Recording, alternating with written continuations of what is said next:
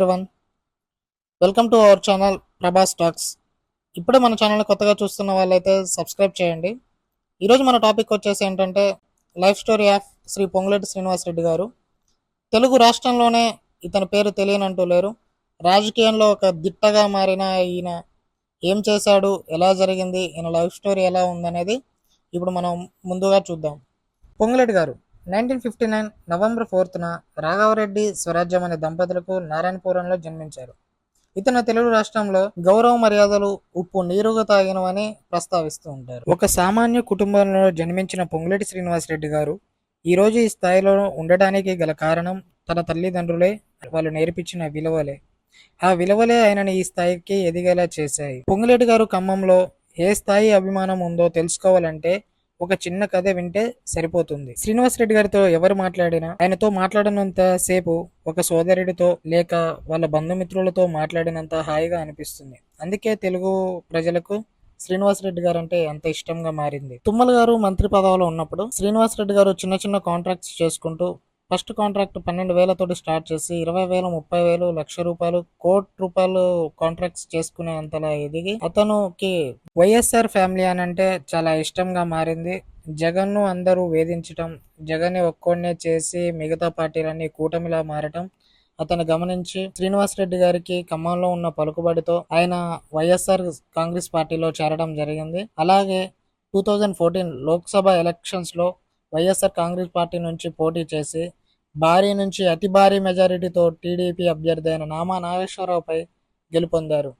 ఇది చూస్తేనే అర్థమైపోతుంది ఖమ్మంలో అతనికి ఏ స్థాయిలో అభిమానం ఉందో. వైఎస్ఆర్ కాంగ్రెస్ పార్టీకి ఆ టైంలో అనుకున్నంత గుర్తింపు రాకపోవడంతో అందరి దృష్టి అనేది ఖమ్మం మీద పడినట్లే శ్రీనివాసరెడ్డి గారు అతి భారీ మెజారిటీతో గెలవడంతో సంతోషంగా మారింది. ఆ తవాయిలో కేసీఆర్ సీఎం గా కావడం, సో శ్రీనివాసరెడ్డి గారికి అనుకున్న ఫండ్స్ అనేవి రాకపోవడంతో పేదలకి హెల్ప్ చేయలేకపోయారు. ఇట్లా హెల్ప్ చేయాలని అంటే తను పార్టీ మారాల్సిన అవసరం ఉంది అని తెలుసుకున్నారు. ఈ విషయం జగన్మోహన్ రెడ్డి గారితో చెప్దామని వెళ్తుండగా మధ్యలో అతనికి సరైనది కాదనిపించి మళ్ళా ఇంటికాడికి వచ్చి తనలో తాను కుమిలిపోయి నెక్స్ట్ డే ఎలా అయినా పేదలకు హెల్ప్ చేయాలని పార్టీ జెండా కప్పుకోవడం జరిగింది. టీఆర్ఎస్ పార్టీలోకి చేరారు. 2018 లో జరిగిన ఎలక్షన్స్ లో పొంగులేటి శ్రీనివాసరెడ్డి గారికి మళ్ళా ఎంపీ టికెట్ టీఆర్ఎస్ తరపు నుంచి ఇస్తారని శ్రీనివాసరెడ్డి గారు ఆశించారు. ఇవ్వకపోవడమే కాకుండా అతని మీద ఓడిపోయిన నామా నాగేశ్వరరావు గారిని ఆ టైంలో టీఆర్ఎస్ పార్టీలో చేర్పించుకొని ఎంపీకి ఆయన పోటీ చేస్తుంటే శ్రీనివాసరెడ్డి గారిని బ్యాక్ సపోర్ట్ ఉండేలా కేసీఆర్ గారు కుట్ర పొందారు. ఇట్లాంటి కుట్రలు ఎన్నో తట్టుకొని నిలబడుతూ శ్రీనివాసరెడ్డి గారు పార్టీ కోసం ఆయనని గెలిపించుకోవడానికి నామా నాగేశ్వరరావును కూడా భారీ మెజారిటీతో గెలిపించారు. నామా నాగేశ్వరరావు గెలిచాక కూడా శ్రీనివాసరెడ్డి గారి కుమార్తె స్వప్న గారిది మ్యారేజ్ అతి గ్రాండ్ గా చేయడం జరిగింది. మన ఖమ్మంలో ఎవరు ఊహించినంత విధంగా తెలుగు రాష్ట్రంలోనే ఇప్పటి వరకు జరిగినంత విధంగా 100 acres ఓన్లీ బైక్ పార్కింగ్ లకే వదిలేసి 3 లక్షల మందికి భోజనాలు పెట్టించారు. ఆ రోజు చెప్తూ నేను ఇది పార్టీల కోసం చేయట్లేదు, ఇది నా కూతుర్ని మీరు ఆశీర్వదిస్తారని చేస్తున్నాను అని కూడా చెప్పారు. అందరికీ ఆ రోజు వాచెస్ అనేది గిఫ్ట్ గా ఇవ్వడం కూడా చేశారు. శ్రీనివాసరెడ్డి గారు అంత చేసినా కూడా ఆయన అనుకున్న రీతిలో పార్టీ నుంచి గౌరవ మర్యాదలు దక్కకపోవడంతో ఆయన పార్టీ నుంచి విముక్తి పొందుదామని ఇంకా బయటకు వచ్చేద్దామని 2022న మన ఖమ్మం జిల్లాలో ప్రతి చోట్ల ఆత్మీయ సమ్మేళనం పెట్టుకుంటూ అతని పవర్ ఏంటో అతను తెలుసుకున్నాడు. ప్రతి ఒక్క ఆత్మీయ సమ్మేళనానికి జనాలు భారీగా రావడంతో కేసీఆర్ కు అక్కడికే షాక్స్ కి గురయ్యారు. అసలు శ్రీనివాసరెడ్డి ఏం చేస్తున్నాడు అనే టెన్షన్స్ లో పడిపోయాడు. ఇంకా శ్రీనివాసరెడ్డి గారు ఆయనే పార్టీలోకి వద్దాం అనుకున్న తవాయిలో ఇంకా 2 బాడీ గార్డులను తీసేసి శ్రీనివాసరెడ్డి గారిని పార్టీలో నుంచి తీసేయడం జరిగింది. శ్రీనివాసరెడ్డి గారు ఆ టైంలో చెప్పారు, నేనే పార్టీ నుంచి వద్దాం అనుకున్నా, ఇంకా మీరే తీసేయడం నాకు ఇంకా చాలా సంతోషకరంగా ఉందని కేసీఆర్ గారికి చెప్పారు.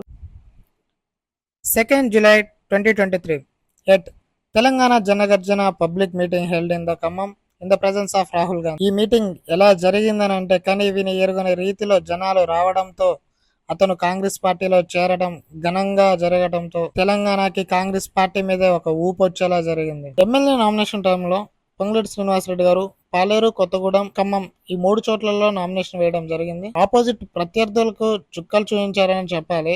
ఎక్కడ నిలబడతాడో అర్థం కాక తల గీక్కున్నారు. ఈ ఎలక్షన్స్ స్థాయిలో శ్రీనివాసరెడ్డి గారు భారీ డైలాగ్స్ వేయడంతో కేసీఆర్ గారికి నిద్ర లేకుండా చేశారు. ఒక్కోళ్ళను కూడా అసెంబ్లీ గేటు దాటనివ్వనని ఖమ్మం జిల్లా నుంచి ఆయన ప్రమాణం చేశారు. ఎట్లయితే చేశారో ఆఖరికి లాస్ట్ కి వచ్చేసి కూడా అది నిరూపించుకున్నారు. తెలంగాణలో అసెంబ్లీ ఎన్నికల టైంలో శ్రీనివాస్ రెడ్డి గారు పాలేరులో నిలబడడం జరిగింది. ఆపోజిట్ అభ్యర్థిగా కందాల ఉపేందర్ రెడ్డి గారు నిలబడ్డారు. భారీ అంటే భారీ మెజారిటీతో 56,650 ఓట్లతోటి శ్రీనివాస్ రెడ్డి గారు గెలిచారు. శ్రీనివాస్ రెడ్డి గారు is currently serving has cabinet minister with revenue and housing and information and public relation department in the government of Telangana. ఈయన మోరల్ ఆఫ్ స్టోరీ ఏంటంటే, కృషి ఉంటే మనుషులు ఋషులు అవుతారు, మహాపురుషులు అవుతారు అని అనటానికి నిదర్శనంగా నిలిచారు మన పొంగులేటి శ్రీనివాస్ రెడ్డి గారు. అనుకున్నట్లుగానే ఖమ్మం జిల్లా నుంచి ఒక్క అభ్యర్థిని కూడా అసెంబ్లీ గేట్ దాటనీయకోకుండా చేశాడు. పట్టుదల ఉంటే ఏదైనా సాధించవచ్చు అనే శ్రీనివాస్ రెడ్డి గారి కాన్సెప్ట్ని మనం ఇన్స్పిరేషన్గా తీసుకోవచ్చు. మన ఛానల్ని ఇప్పటివరకు సబ్స్క్రైబ్ చేసుకున్న వాళ్ళైతే ఇప్పుడు సబ్స్క్రైబ్ చేసుకోండి. మోర్ వీడియోస్ కోసం వెయిట్ చేస్తూ ఉండండి.